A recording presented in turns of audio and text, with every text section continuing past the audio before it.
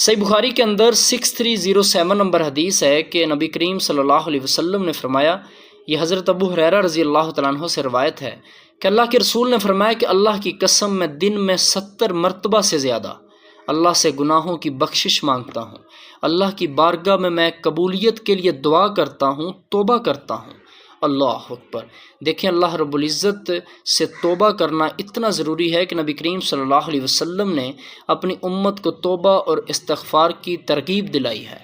اللہ رب العزت نے فرمایا کہ میرے آگے رجوع کرو، میری طرف توبہ کے لیے دعا کرو، میں توبہ قبول کرنے والا ہوں۔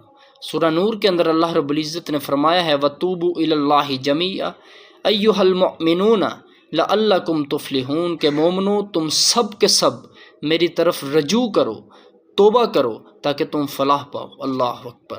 تو اللہ سے توبہ کریں، اللہ رب العزت توبہ قبول کرنے والا ہے۔ اللہ